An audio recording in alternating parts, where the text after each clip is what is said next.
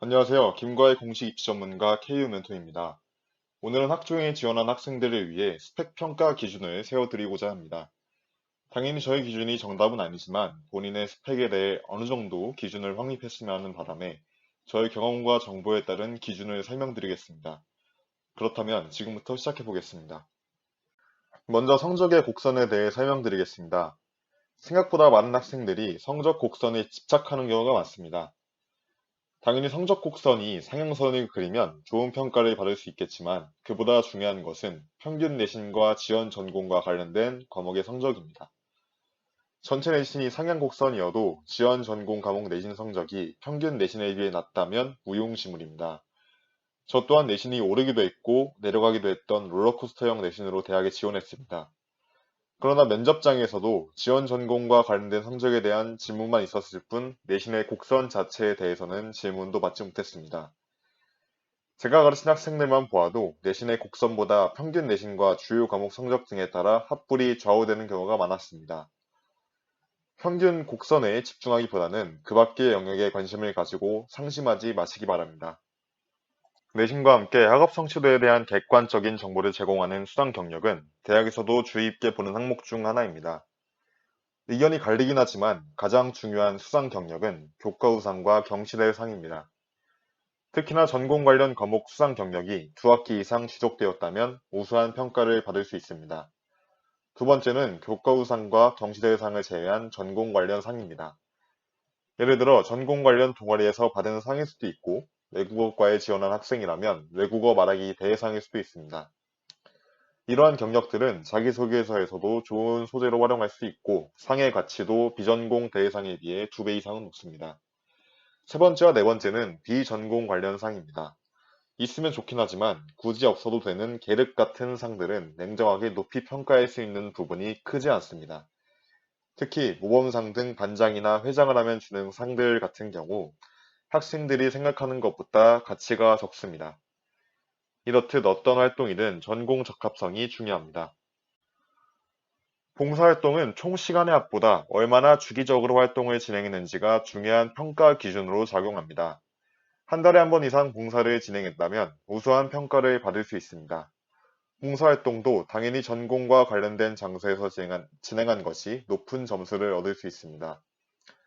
하지만 다시 한번 강조하자면 주기적으로 진행한 것이 중요합니다. 전공과 관련되지 않은 장소여도 자기소개서에 충분히 어필하면 커버할 수 있지만 지속성 자체는 어떤 것으로도 커버할 수 없습니다. 그러나 전공 관련 단발성 활동 중에 1년에 한 번 정도만 열리는 활동, 예를 들어 장애우 마라톤 대회 봉사활동 같은 경우 B등급 정도 혹은 어떤 식으로 자소서에 풀어내느냐에 따라 A등급에 준하는 평가를 받을 수도 있습니다. 동아리 활동에 있어서 다양한 동아리에서 활동하는 것도 중요하지만 전공 관련 동아리에서 지속적으로 활동하는 것이 훨씬 중요합니다. 즉 동아리 개수는 중요하지 않다는 것입니다. 장수가 중요하지 않은 것과 똑같은 이치라고 생각하시면 됩니다.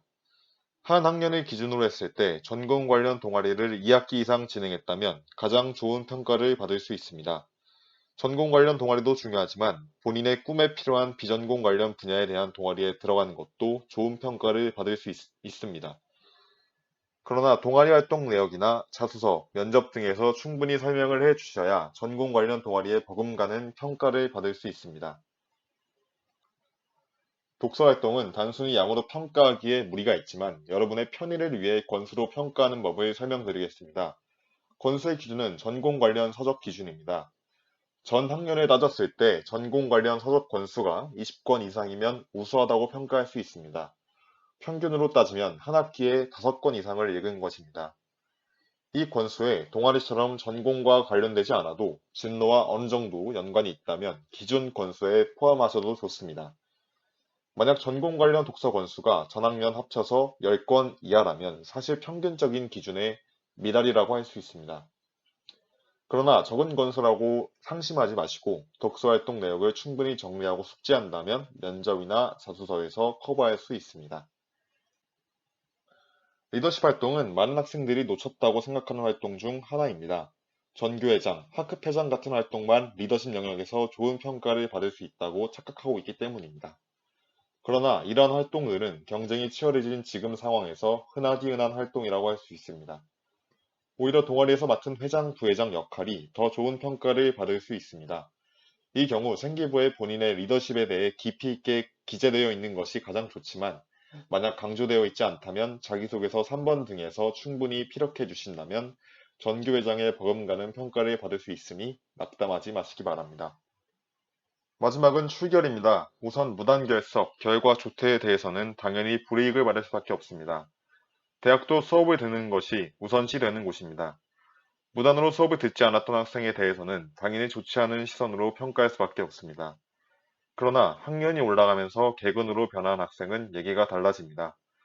자소서, 면접에서 방황했던 시절을 솔직히 밝히고 변화한 자신의 모습을 충분히 피력한다면 발전 가능성이라는 평가 요소에서 좋은 평가를 받을 수 있습니다.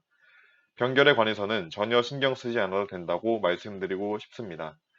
더불어 장기 병결 같은 경우에는 본인의 역경 극복 과정에 대해 자소서에서 충분히 설명하는 것을 추천드립니다.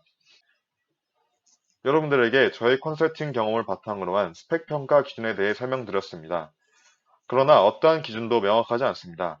학생부 종합전형은 정량적 평가가 아닌 정성적 평가이기 때문입니다. 한 항목이 부족하면 다른 항목으로 메꿀 수 있는 것이 학생부 종합전형입니다.